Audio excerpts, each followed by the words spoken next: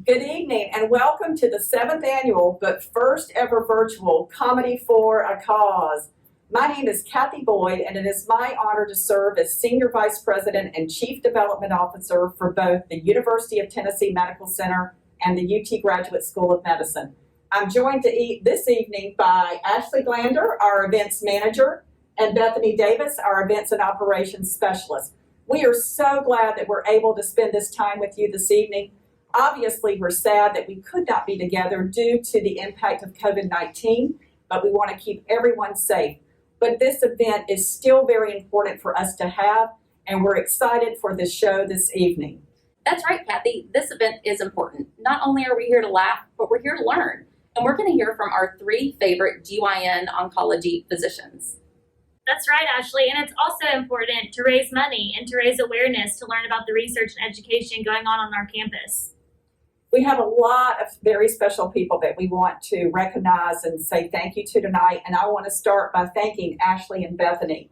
They have worked tirelessly behind the scenes to pivot this event from a live in-person event that we've all enjoyed over the past several years to a virtual event, and I really appreciate all of y'all's hard work. We also want to give a special shout out to a lot of you tonight that are watching who are current patients and also survivors.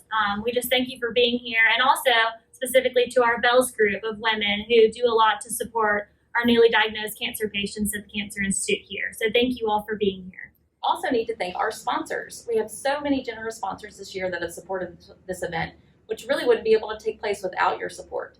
I would like to welcome some new sponsors this year: Texas Instruments, Johnson & Gallion, First Horizon Foundation, Messer Construction, Internetwork Engineering, Crumpton Family Dentistry, Richard Stair, and Bahela Newton with Ocean Blue Realty. Ooh, that's a lot of new sponsors. That's a lot. Awesome. Yeah, that's awesome. Thank you all for joining us. And we also have some previous sponsors that have been with us in years past. And again this year, we have University Gynecologic Oncology, we have Cerner, Ben Minot Family of Dealerships, Wakefield & Associates, UT Federal Credit Union, Dr. Susan Orwick Barnes and Booter Barnes, Miss Nancy Counts, and also our founding sponsor, Baker Donaldson. I'd like to say a special word about Baker Donaldson, our founding sponsor. As many of you know that have attended this event in the past, this Baker Donaldson founded this in support of one of their partners, Leanne Minot, who was diagnosed with stage 4 ovarian cancer in 2013. The Women's Initiative group at Baker Donaldson got together and decided they wanted to raise awareness about GYN cancers, but also raise funds for support on this campus. And so we're very grateful to Baker Donaldson. Leanne Minot is in our hearts and minds tonight by wearing our tennis shoes and by attending this event and laughing along with our comedian, Karen Mills. And we're so excited to welcome back Karen Mills this year. She performed at this event in 2015, and not only is she a comedian, but she's a cancer survivor. She's going to give us a quick intro to our GYN oncology physicians. Hey everybody, I am so happy to be part of Comedy for a Cause. Of course, I would rather be there in person, but for now, this is our reality, so we're going to make the best of it. For 25 years, it has been my job to make people laugh, and it is a job that I take very seriously because I know the impact that laughter has on our spirit, our morale, and our ability to overcome whatever challenges we may face. I know because I am an ovarian cancer survivor, and I'm certain that finding humor and staying positive helped me heal. My cancer was found on a routine checkup. The nurse practitioner was examining me, and we were laughing and joking about getting older, when all of a sudden she got to my abdomen and all the blood drained out of her face, and she said, "You have a huge mass." And just like that, my life went from an ordinary day to facing the fight of my life. The next week I was in surgery, and when my doctor cut me open, my right ovary came flying out the size of a cantaloupe, my left ovary the size of a grapefruit. Turns out my muffin top was a fruit salad. And I travel all the time, which means I go through those x-ray machines at airport security a lot. Don't you think that at some point a TSA agent would pull me aside and said, "Lady, I don't see a bomb, but you're packing a fruit stand. Call your doctor." Speaking of doctors, let's check in with Dr. Kilgore, Dr. Kimball, and Dr. Boone and get some expert advice on the subject. Hello, everybody.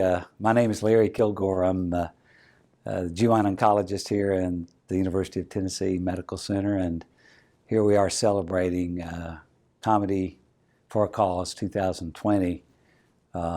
Thank you for attending, and thank you for supporting all of our efforts in GYN oncology and for all of our patient activities and education. And you are so important to us, and we are most grateful. Grateful also to be able to serve our patients and the community and its needs in GYN oncology. Today I'm going to update you very briefly on ovary cancer. And of course, ovary cancer has some sobering statistics, and those continue to be problematic for us. Some of those are exacerbated by the pandemic that we're currently working and living in, and I want to address those just very briefly. Ovary cancer is the second most common cause of cancer death in women worldwide when we consider the GYN cancers. It ranks only behind cervix cancer as a killer of women worldwide. It also has improved in its survivorship, and so we're very pleased about that. But that's still also sobering because the 5-year survival now for an ovary cancer diagnosis is right around 50%, which is much better than the 10 or 15, 20% it was when I was a young GYN oncologist. But breast cancer, for example, has an 85% 5-year survival. So we still lag behind breast cancer. We've improved, but we're not there yet. A more sobering statistic even more is the fact that 1 in 6 women who are diagnosed with ovary cancer lose their life within the first 90 days of diagnosis. And of course that reflects the fact that the majority of our patients are advanced stage 3 or 4 when they're diagnosed. And this is the part of the statistics that is getting worse during the pandemic, where access to care is limited. People have lost their jobs and transportation, they've lost their insurance, and they're a little bit fearful to come in, not getting to their primary care doctors, not getting these symptoms seen about, and so we are suffering ever more from that. There are areas of good news in ovary cancer, and I want to focus on those just briefly. As I said, we have improved the 5-year survival for ovary cancer patients. We still do aggressive surgery appropriately, and we have great facilities for that.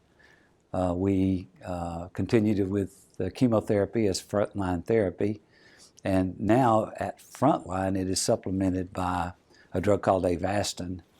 But more importantly, we now have an opportunity for maintenance therapy in almost all ovary cancer patients. This is wonderful news. Most of that maintenance therapy is with a group of medications called PARP inhibitors. And for those of you who are watching this video who are ovary cancer patients or survivors, you're very familiar with PARP inhibitors. Many of our patients are now on PARP inhibitors for 1, 2, 3, 4 years even, and hopefully that will continue. We are moving that survival statistic up and improving with our ability to maintain patients who have responded to therapy for quite a long time.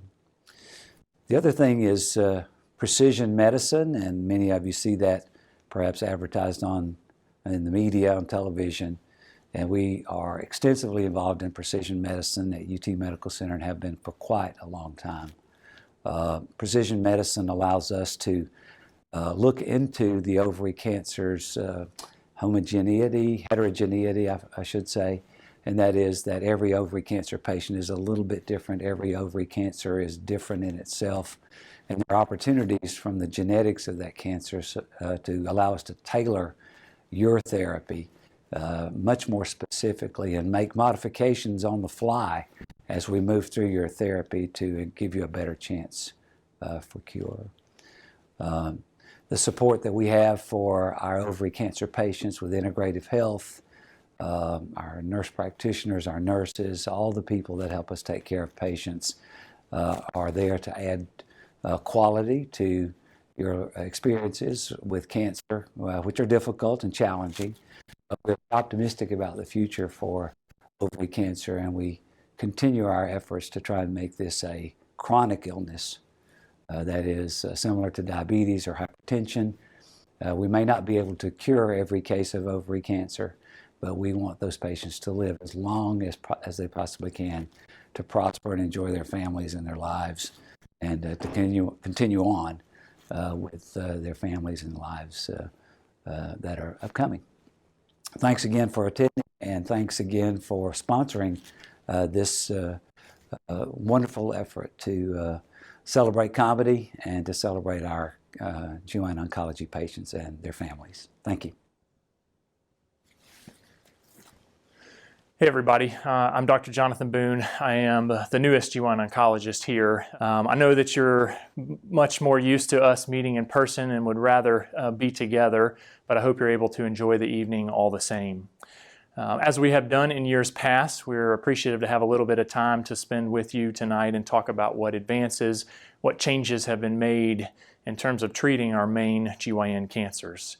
I'm very lucky to get to talk about endometrial cancer because it's still one of the most treatable gynecologic cancers. About 75% of our patients who are diagnosed with endometrial cancer are diagnosed at stage 1, and the vast majority of those are cured with surgery alone. We are very much still interested and focused on minimally invasive robotic surgery, as well as sentinel lymph node biopsies. In terms of what changes, where the research has been focused has really been on recurrent disease, advanced stage disease, or higher risk histologies, tumor cell types that are more aggressive. In the recurrent endometrial cancer world, we have really been looking at, and the wave has shifted more towards molecular and targeted therapies. We want to know what tumor mutations are specific to your tumor so that we can then pair it with a specific drug that focuses and targeted towards your mutation. A lot of these regimens include some form of immunotherapy like Keytruda or Opdivo, and then an oral targeted agent together. And there's been a lot of promise in adding to the treatment regimens outside of traditional chemo that we have available. In terms of the higher risk cell types or the more aggressive tumors, there was a large study published that looked at patients with uterine papillary serous carcinoma, which is historically hard to treat. What they found is that we knew that there was an overexpression of HER2, similar to what you see in breast cancer. And what they studied and found was that the addition of Herceptin, same drug used in breast cancer, to the typical Taxol and carboplatin that we use, added a significant survival benefit to those patients with stage 3 and stage 4 disease. At the UT Cancer Institute, we're very fortunate to be a part of a much larger clinical trial called the Ruby trial. And what this is focused on patients who have more advanced stage disease, certain stage 3 diseases, stage 4, and recurrent endometrial cancer. And what they're looking and what we're hoping to find is that the addition of an immunotherapy, it's an anti-PD-1 antibody that's combined with Taxol and carboplatin, and we're trying to figure out if the addition of this immunotherapy to the traditional chemotherapy will provide a survival benefit to those patients. The last thing I wanted to mention to you is a little plug for a pilot study we just completed here.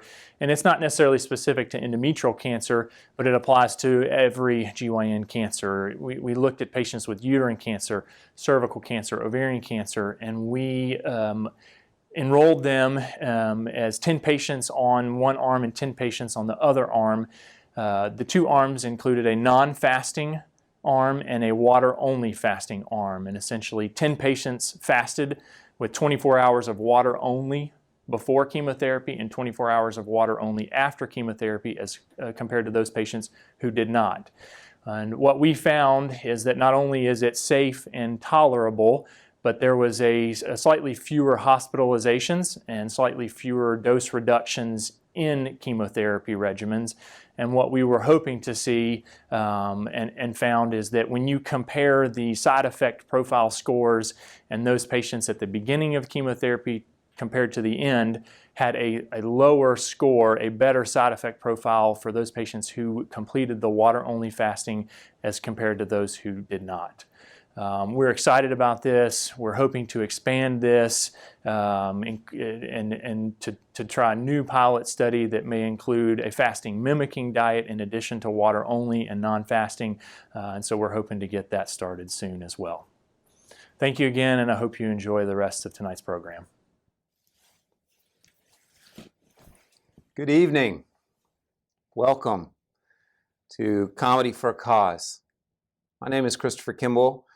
As you know, I'm one of the GYN oncologists here, and I've been here 10 years. I'm super excited to be here with you again. I wish I could be here with you in person. I know that you wish that as well, but you are in our hearts and minds for sure, if not here in our arms. And we're glad that you're tuning in to listen to us tonight. One of the reasons that we do Comedy for the Cause is pretty straightforward. It's to celebrate you and to celebrate your caregivers and to celebrate the people that have come before us that can't be here with us tonight. And so take a moment and remember them, think of them, and celebrate them. In addition, we're here to have fun. And I hope that you are having fun so far this evening, and I think we've got some more stuff in store for you that you're going to enjoy. And then finally, something that's passionate and near and dear to all of our hearts is education. Some of the reasons that we've made such big inroads in some of these cancers that we treat is because of you. And so I feel like my job is to educate the folks that can go out and educate the community. I only can talk to so many people, and everybody that I speak to can go talk to that many more people. And so one of the missions that we have is to educate.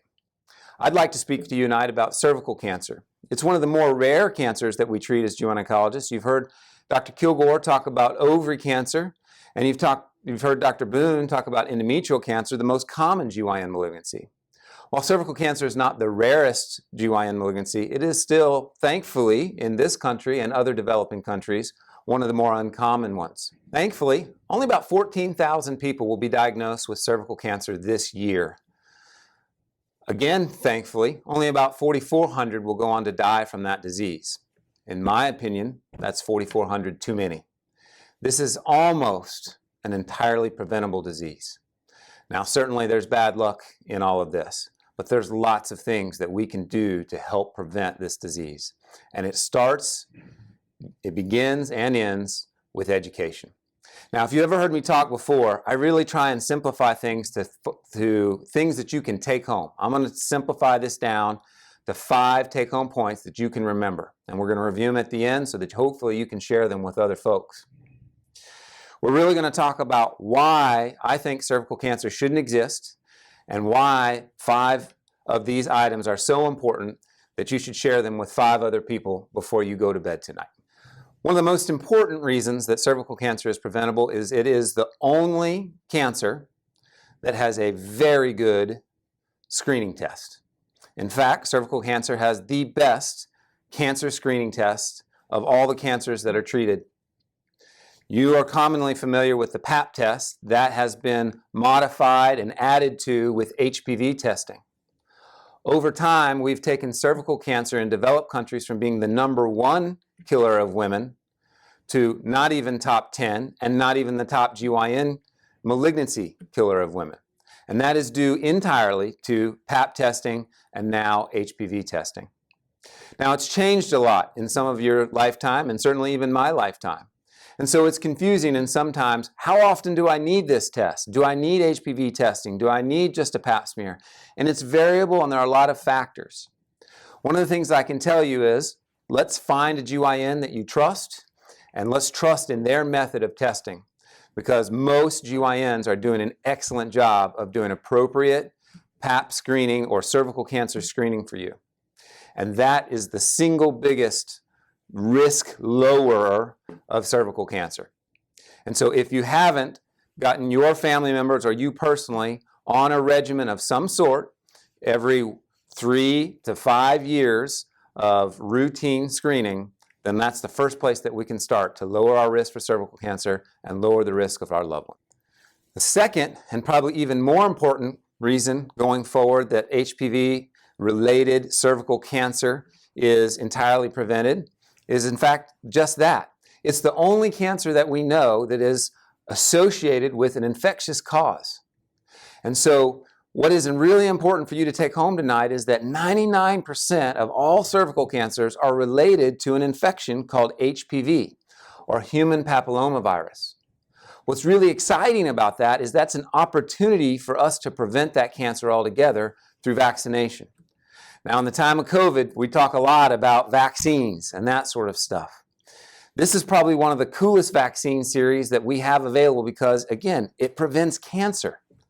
Now, there's a lot of reasons that you're going to hear about in some of the alternative medias not to get vaccines. To me, they're all kind of silly. The HPV vaccine specifically is known to be extremely safe and extremely effective when given at the appropriate times. The most effective time to give the HPV vaccine is between the ages of 11 and 12. It can start as early as age 9, and in fact, your insurance will likely pay for you to get that series of vaccinations all the way up to age 46. Now, after about age 26 or so, we think that the value of that probably drops off, but we never know. So it's really important to try and get this before exposure to HPV, which we all are exposed to. And so we want to be sure that we get that vaccine series before we're exposed and begin sexual activity. The most likely time for your body to receive that vaccine and ramp it up to be most effective is the younger you are. And in fact, it's so important that we get that at a young age. If you get it at the appropriate time, before your 13th birthday, you really only need 2 injections. But if you wait till longer, it's less effective, and so we have to do a 3rd booster shot. And so timing is important. That's why we start so young. We're not making any assumptions about when people are going to be exposed to sexual activity or anything. It has to do with how the vaccine is much more effective. But when you have a vaccine that is so highly effective, 90% plus effective against preventing this terrible disease, not to mention other HPV-related cancers, it's almost a no-brainer. So this is my number 2 reason why cervical cancer, I think, shouldn't exist and is totally preventable. Number 3 reason that this is totally preventable is that cervical cancer has a long pre-cancer prodrome. And so even though you might be infected with HPV, that's a long way to cervical cancer happening. So again, we have to rely on our GYN providers to make appropriate recommendations, follow those recommendations, and get rid of pre-cancer before it turns into cancer. The 4th reason, and probably just as important, is trying to alter your lifestyle to decrease our risk. Unlike the other cancers you've heard about, there's really not a genetic component to cervical cancer, but there is some environmental factors that we can change. We know that smoking drastically increases your chances of cervical cancer, somewhere between 8 and 16 times, depending on your pack year history and exposure to cigarettes. Diet, exercise, use of condoms, not being risky sexually, all of those things can lower your risk. So not doing risky behaviors, but smoking is the biggest thing. And then finally, the biggest thing is that when I spoke to you on cervical cancer as recently as a year ago, over the last 2 to 3 years, we've had some evolving information that said maybe minimally invasive surgery isn't the best way to treat cervical cancer. And so again, talking with your provider if you've been diagnosed with cervical cancer, should we be doing open radical surgery or radiation instead of minimally invasive? Now, I think that sometimes we ebb and flow on our data, and I'm hopeful that we'll be able to provide a minimally invasive surgery for many women down the road. But at this point, it looks like open surgery is safer. I hope that you can remember these 5 things. Number 1, it's preventable because we have an awesome screening test. We have a powerful vaccine. It takes a long time for it to develop, and so if we follow the directions, we have opportunity to intervene. Don't smoke. And then finally, if we do have to treat it, perhaps we need to have a discussion about the best way to do that. And certainly, we here at University of GYN Oncology are always available for you. I hope the rest of the night is awesome. Please give us a call with questions or concerns, and I look forward to the day when I can see you in person. Thank you, Dr. Kilgore, Dr. Kimball, and Dr. Boone. Although we cannot see you in person tonight, and I know all of our patients love to see you and hear updates, we still appreciate you coming in to give us all this important information. Now to the show. We certainly are living during some stressful times, and I believe that it's up to each one of us to find the joy amidst the chaos. And the best way to do that is to make a conscious effort to look for the humor in life. And believe me, it's not hard to find. All you have to do is pay attention. In fact, it's why I became a comedian. Funny follows me. Just the other day, I was standing in line at the grocery store. Lady in front of me turned and goes, "How big would you say a 10 by 13 storage unit is?" I said, "Well, now I'm just guessing, but I'm going to have to go with 10 by 13. And I was passing through Mississippi. I stopped to eat. I ordered a salad. The waitress said, "What kind of dressing?" I said, "I want Caesar." And she said, "Oh, no." She said, "Honey," said, "they come in these real easy to open packets. You won't need no Caesars." And I was working down in St. Augustine, Florida, and a friend of mine had gone with me, also had short blonde hair. We'd gone out to eat, and the waitress walked over and goes, "Are y'all related?" And I said, "No." And she said, "Are you sisters?" I said, "Where did I lose you?" And then I heard a man sitting at the very next table ask that same waitress if the Alaskan snow crab was local. She said, "I think so." And even in my own great state of Tennessee, I stopped at McDonald's and I ordered an egg and cheese biscuit. Girl taking my order asked me, did I want my egg round or folded? Well, I'd never been asked that before, but I considered my options and I said, "I'll go with round." She said, "We only have folded." But my favorite one happened in Indiana. It was just across the Kentucky line off Interstate 65. And right there's where the time zone changes. And I'd forgotten to ask where my show was, if they were on Central Time or Eastern Time. Well, I had to run into Walmart anyway, so I just grabbed a woman in the store and I said, "Are you on Central Time or Eastern Time?" She said, "I don't work here." And that's why I'm a comedian. But laughter is also great for the abs, and a good belly laugh's a whole lot more fun than getting on a treadmill. And I recently hired a personal trainer because I try to stay fit. And but after I worked out with her a couple of times, I had to sit her down and explain to her that she had completely overestimated my goals. I said, "I am not trying out for anything." And she kind of got in my face and said, "Go big or go home." And I said, "Well, now you have underestimated my desire to leave, because home is exactly where I'd like to go." But I am in pretty good shape. In fact, I have completed 2 marathons. Thank you very much. Friends and Big Bang Theory. I mean, could I be in better shape? But the question I'm asked the most is where I get my material. And I get it living life. Good or bad, my humor reflects my experience, whether it's something that happens at the grocery store or being diagnosed with cancer. The nurse practitioner who discovered the mass in my abdomen, she has since retired, but I saw her at an event a couple of years ago, and I introduced her as the person who found my cancer, and she said, "Honey," said, "I didn't find it," said, "You came in and showed it to me." But 4 weeks after my surgery, I started chemotherapy, and I played college basketball. So I thought, I'm an athlete. I'll breeze right through chemo. But that was the hardest thing I've ever been through. And I salute anyone who has slayed that dragon. In fact, I sent a letter to the head of Homeland Security and said, next time you're interrogating a terrorist, forget waterboarding. Give him a round of chemo. Check on him in about 3 days. He'll take you to his leader. But on my worst days, my friend Christy put on Kelly Clarkson, "What Doesn't Kill You Makes You Stronger," and we would dance. Now, when I say that I danced, I mean that I shuffled around the room. I certainly don't want to give the impression that I twerked my way through chemo, or that I was hooked up to the IV going, "Watch me drip, watch me nay-nay, watch me drip, drip, watch me nay-nay." I did not have that in me. But just hearing the music and getting up and moving, it lifted my spirit so much. And I learned that even when your body is weak, your spirit can be strong. And it made those rough days just a little more manageable. The other thing that made the bad days better were my pets. My friends all call me the Animal Avenger because I'm always rescuing something. And the last little dog I rescued, a little Chihuahua, she wandered up to me on the street, looked at me with those big eyes and said, "Can you take me in? I'm homeless." I'm pregnant.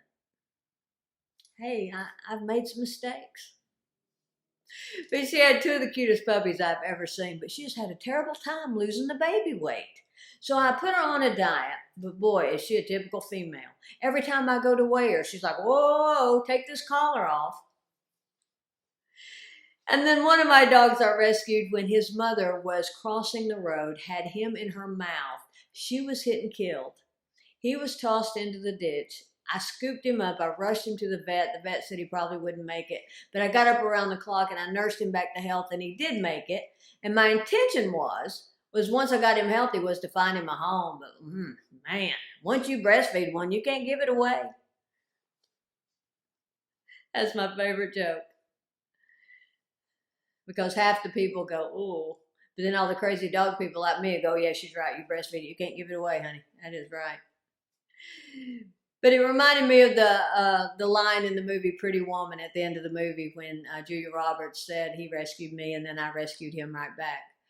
Because it didn't matter how bald or nauseated I was. They would just be there for me. So it's a question of who rescued who. I also learned that chemo brain is real. About 3 weeks after my last treatment, I was on my way out of town. I pulled up to the drive-thru of SunTrust Bank, and the teller said, "How may I help you?" And I said, "I need to pick up my prescription." And the second it came out of my mouth, I realized where I was. And I said, "And I was wondering if you'd run down to Walgreens and get it for me." I mean, you're the one always bragging about customer service. And some days I'll be standing in my shower and I won't know if I have washed my hair or exactly where I am in the cleansing process.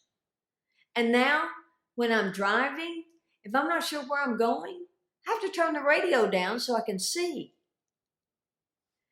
And one day I was leaving the mall, I had my packages, I go to put my bags in the trunk. I can't get the key to work. I keep hitting the remote, it won't release the trunk. I can't figure out what is wrong with this key.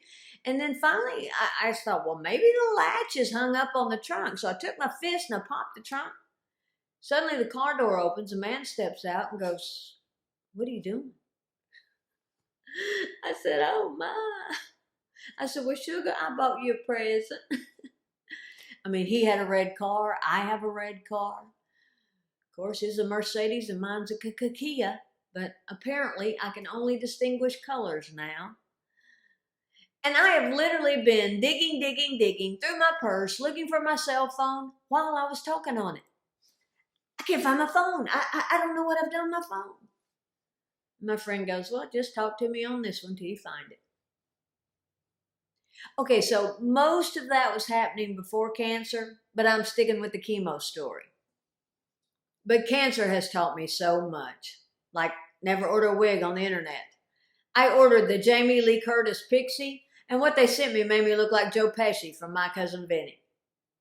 And right after I lost my hair, some friends were having a get-together, and I was trying to get ready, and I couldn't get anything to look right. I mean, the wig was terrible. When I put on a baseball cap without any hair, I looked like Barney Fife. And I see other cancer patients tie a scarf around their head and look like a fashion model. But when I did it, people asked me to read their palms.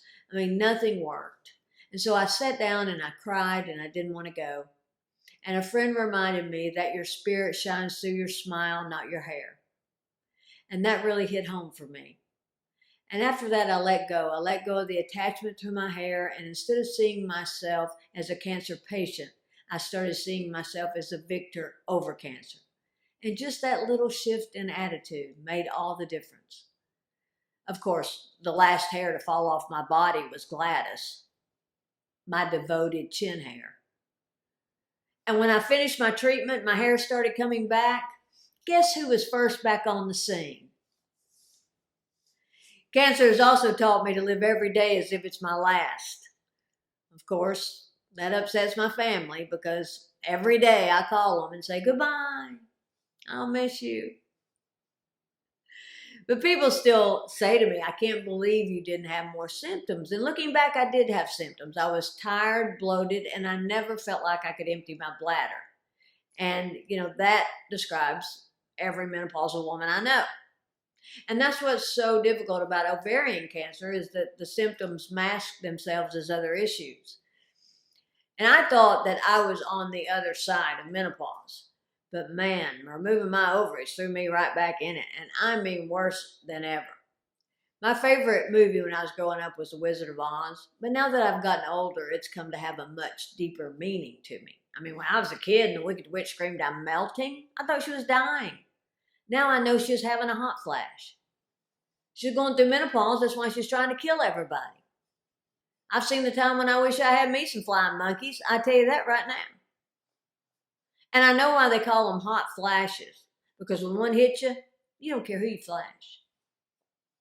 And I've decided there could not be very many menopausal women in hell. Because they wouldn't put up with it.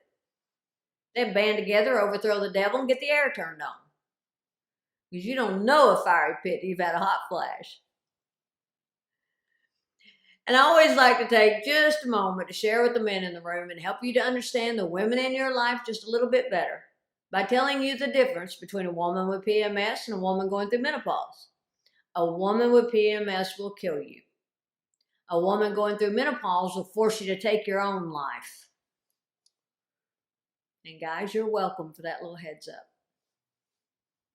I was also reading the other day that, did you know that female humans and killer whales are the only two species on planet Earth to go through menopause? And I'm guessing they weren't killer whales until after they went through it. I'm sure they were fun, outgoing whales with full lips and a good metabolism. And once the whale goes through menopause, she then becomes the leader of the pod. And I'm guessing it wasn't voted on. I'm sure she just made an announcement. Going to be some changes around here. So get off that man-eater video game. But with all that I've been through, I feel like that I have finally discovered the meaning of life. Pain management. And it affects everything I do. Even using a public restroom. Now I carry with me antibacterial wipes so I can clean the seat because I no longer have the thighs to hover. I wish they put one of those handicap bars on the back of the door. You know, give me something I can work with. And that whole thing about find a penny, pick it up, the older I get, the larger the denominations have to be. If what's on the ground doesn't meet my insurance deductible, I can't risk it. You know, first I stopped picking up pennies, then dimes, then quarters. Now if it's not a bill, forget it. I think that's what they mean about going through the change.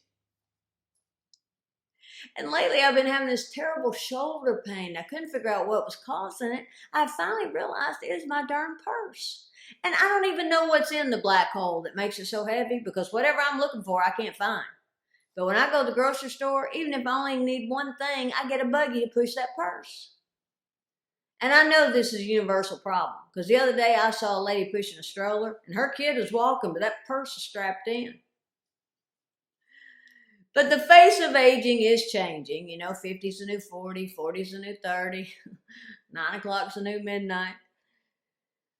But everyone is trying to beat the aging process, and I'm no exception. The other day I went to a day spa, and they were using these all-natural anti-aging solutions. They put yogurt in my hair, avocado on my face, cucumbers on my eyes. I said, well, stick some corn chips up my tush, and I'm a taco salad. Laughter is indeed the best medicine. And that's why I want to encourage you to stay positive, to surround yourself with people who lift you up, and to look for the humor in life. Stress, worry, anger have no redeeming value, and they're just terrible for your health. You know, I believe that negativity is its own disease, and it afflicts everyone around it. That's why I never harbor any ill will. It doesn't matter what happens, I forgive and forget. Well, actually, I just forget, but it's the same health benefits.